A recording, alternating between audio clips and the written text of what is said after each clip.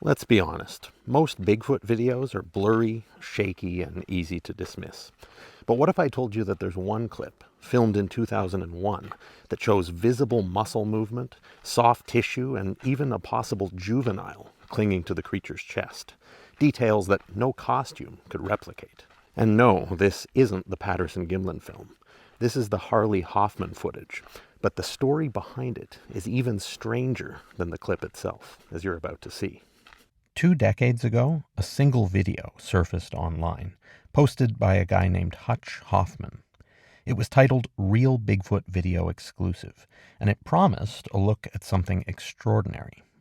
Today, we're going to dive deep into that footage, the fascinating story behind it, the two brothers who brought it to light, and the bizarre beliefs and pursuits that seem to have driven a wedge between them.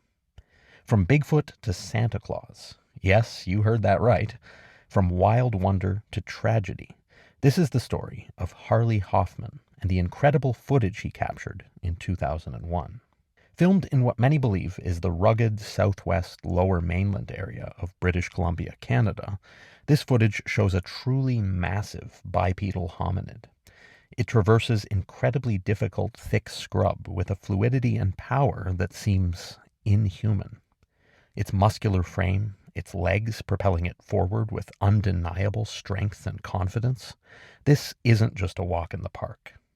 So what do we know exactly about this mysterious video? Well, as I said, the man behind the camera was Harley Hoffman, and he captured the footage sometime in 2001, somewhere in the backcountry of British Columbia. There were two brothers involved, Harley and Hutch Hoffman, and they came from a long line of explorers, apparently. Both men were accustomed to the wild outdoors from a young age.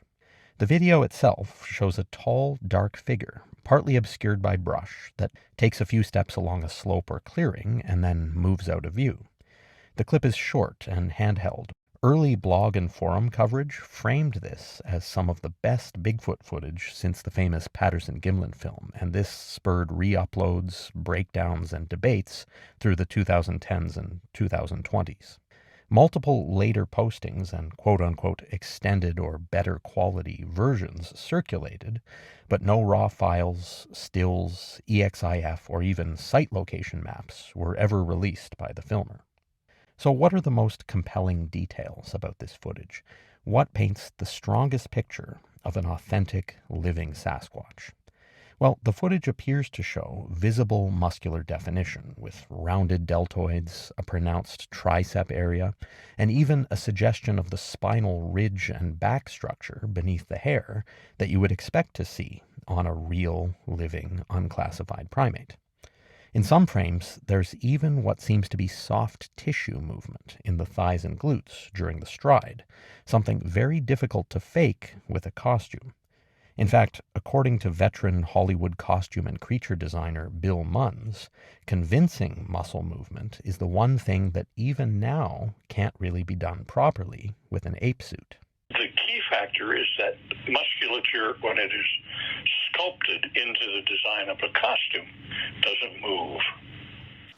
By the way, if you're enjoying this content and want more of the deepest dives and the most compelling evidence for the existence of the Sasquatch species, then hit that subscribe button and notification bell.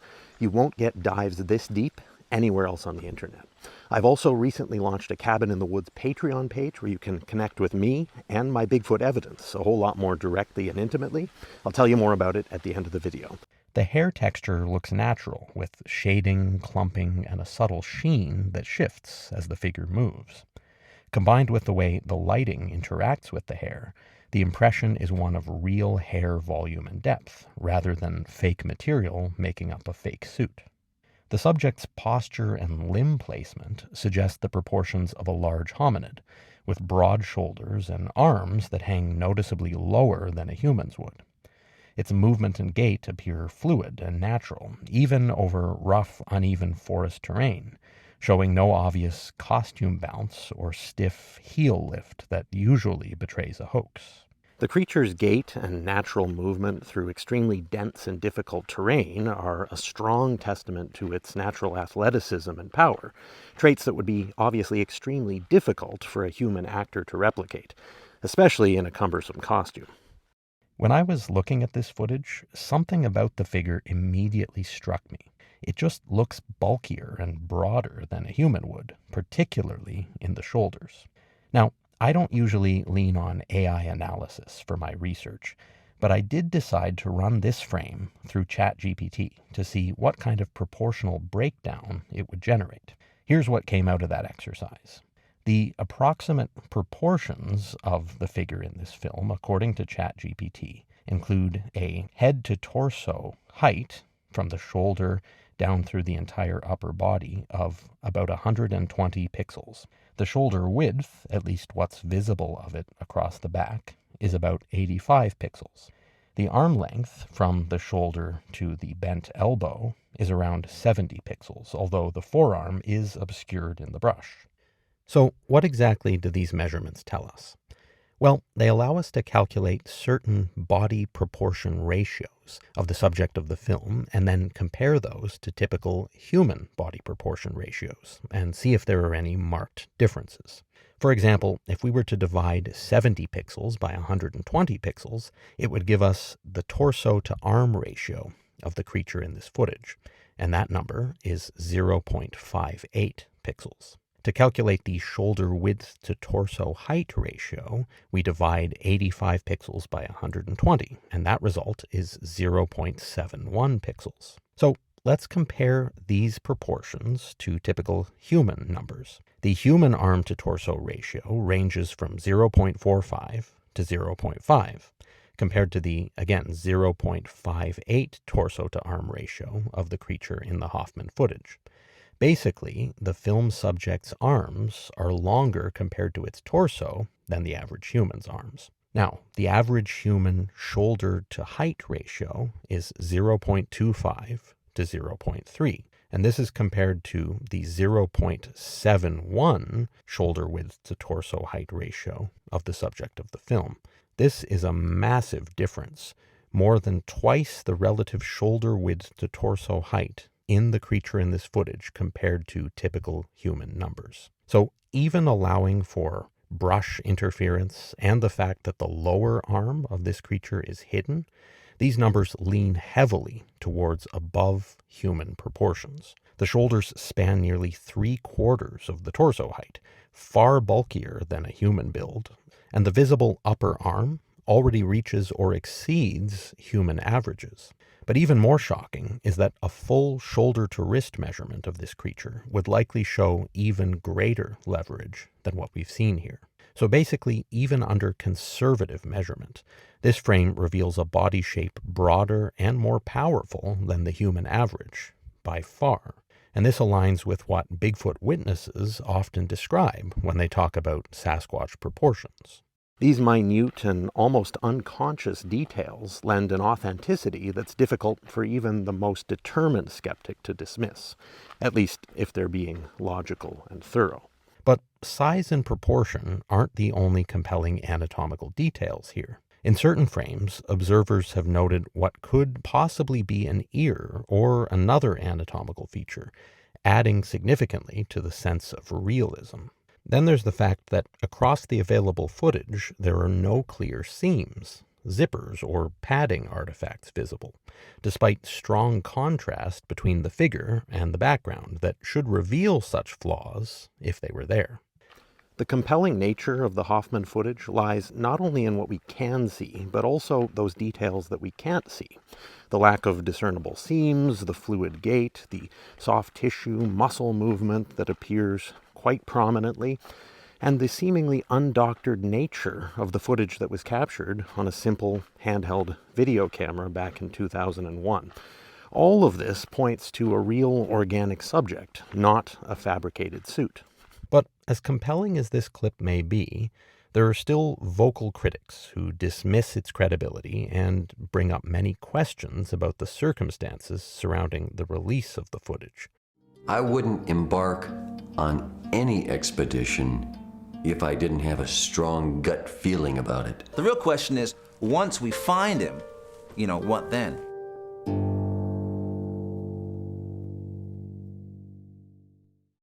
So let's take a deep dive into all of these points. The The first criticism is that there is a baggy thigh that indicates an oversized costume in the minds of skeptics. One moment in the film shows what, at first glance, appears to be this loose skin around the thighs, consistent with a normal-sized man wearing a large ape suit. And this is, of course, seen as proof that the footage is a hoax. And yes, when you freeze the footage at just the right moment, it does appear to show thigh skin, or possibly a costume, baggily hanging off the left leg, giving the impression that it's just a human in a suit. But when you watch the video carefully and understand the context of what's happening during that frame, it becomes clear that what you're actually seeing is the creature's hand swinging down in front of its thigh as it takes great strides forward. This creates the illusion of a baggy leg, but in fact, it's just the creature's left hand. The next criticism skeptics raise about this footage is a question. Why didn't anyone go back to the area to check for tracks or take reference measurements? No site survey was done, there are no reference measurements, no stabilized raw footage. Definitely unusual for what many Sasquatch enthusiasts call a top-tier clip. And that's a fair point. Honestly, it's something that bugs me too. But here's the thing. This was filmed back in 2001. There wasn't the same playbook for how to handle a piece of Sasquatch evidence as there is today. If someone captured something like this now, you'd expect people to be back in the area the next morning with drones, plaster casts, laser rangefinders, you name it. But back then, getting the video online at all was already a big deal. And let's not forget, most people who see a Sasquatch aren't professional researchers. They're just regular folks caught off guard for, most often, a very brief moment. Their first thought isn't going to be, let's set up a full forensic investigation.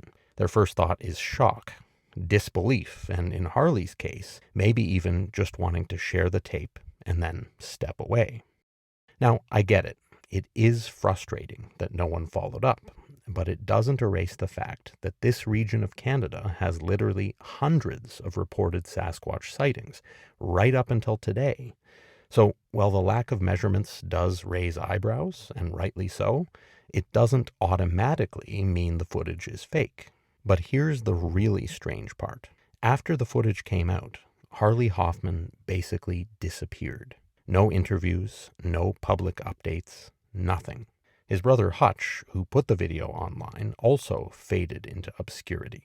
That in itself is odd, and it leads straight into the next major criticism people have about this footage: the 5-year gap and the chain of custody.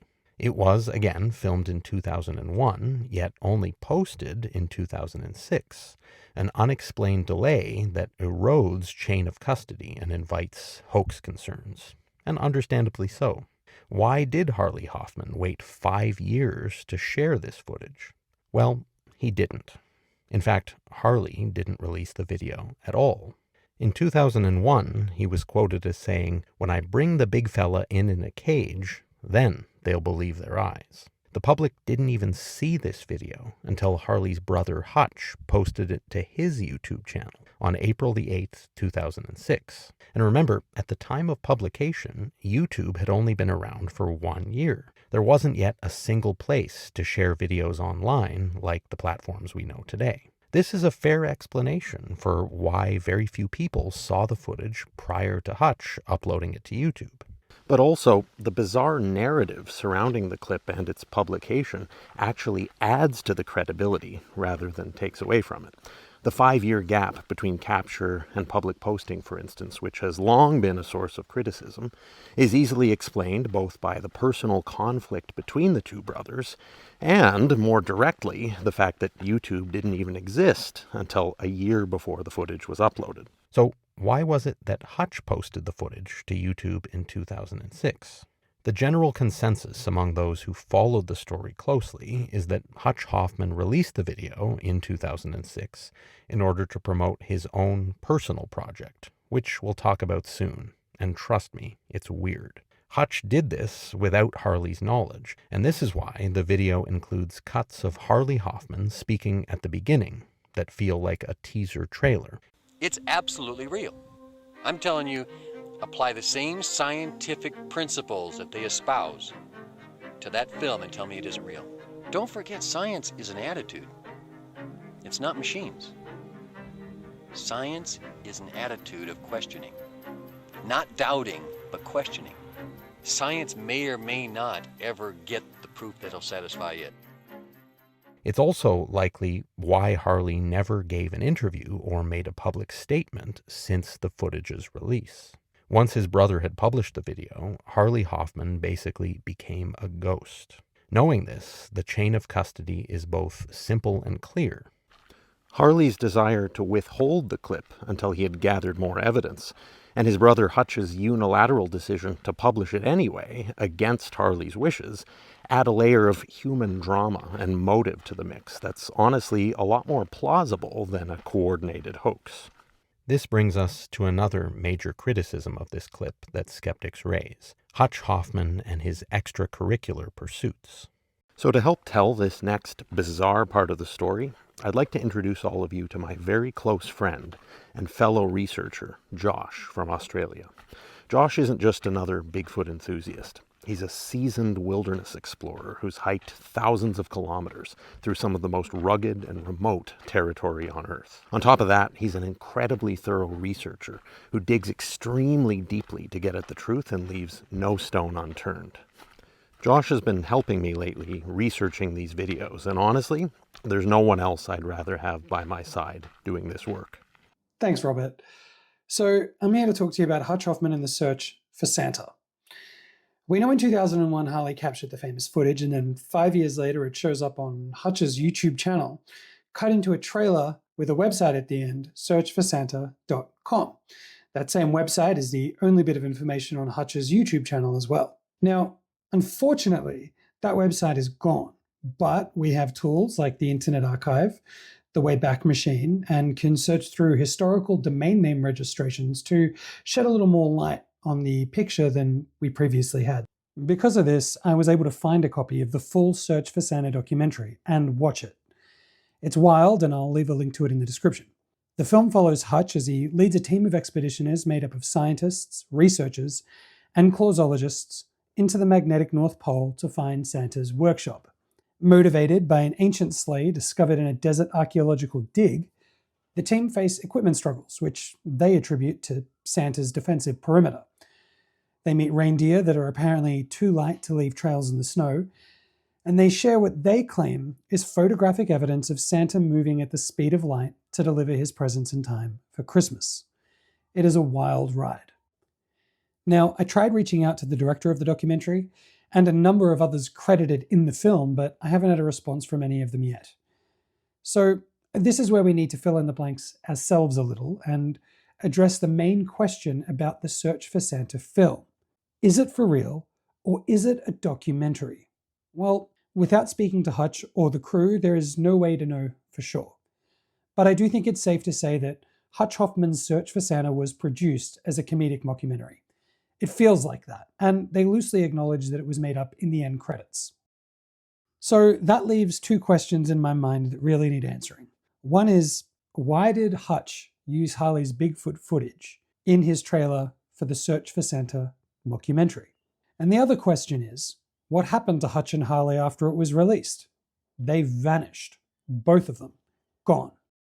Now, before I go any further, I need to acknowledge that everything I'm about to share is a hunch. So keep that in mind. It's my belief that Harley Hoffman and Hutch Hoffman are the same person. They're not twins. They are one and the same. Harley Hoffman filmed a Bigfoot in 2001 and didn't know what to do with the footage. The evidence online suggests that he spent a great deal of time trying to capture a Bigfoot to prove to everyone that what he filmed was real. It also seems true that 5 years later, he worked on and produced a mockumentary called The Search for Santa and developed an alter ego that he called Hutch. So the last question we have to ask then is, does the fact that he made a mockumentary about Santa Claus discredit the footage that he captured in 2001? Well, no, I don't believe it does. As we've pointed out, this looks like a real creature. This doesn't move like a person in a suit. And it's our belief, again, not based on evidence, but rather a collection of data that seems to paint this picture, that Harley Hoffman saw Bigfoot in 2001 and spent a great deal of time trying to capture him to prove it's real. And then 5 years later, decided to make a mockumentary about Santa Claus.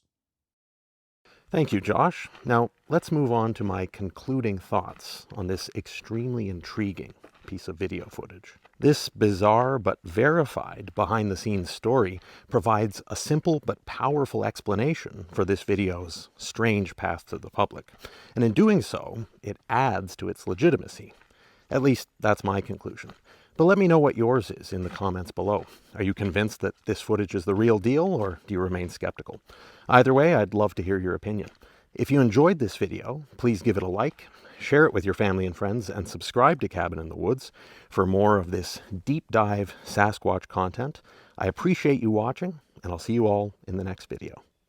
If you've ever wanted to be part of this search for the truth about Bigfoot, not just watching from the sidelines, but actually standing with me as I dig deeper, then I've just launched something just for you. My new Patreon is live, and it's built like a research team. You can sign up for free and still get access to behind-the-scenes photos and occasional polls. Those are open to everyone. But if you want to go further, sign up as a research supporter. For $5 a month, you'll get early access to ad-free versions of all my videos, exclusive behind-the-scenes photos, and exclusive polls. At the research participant level, $10 a month will get you all of that, plus behind-the-scenes videos, 10% off all exclusive Cabin in the Woods merch, full-length extended interviews, and voting power for upcoming video projects. To celebrate the launch, the first 100 members to sign up will get 20% off their first purchase of exclusive Cabin in the Woods merch. That's on top of the discounted prices already going on in the store right now. Those discounts are worth more than even the highest tier of paid membership. This really is the best way to support this work, get closer to true Bigfoot investigation, and help me keep pushing for answers. All links are in the description. I hope to see you on the inside.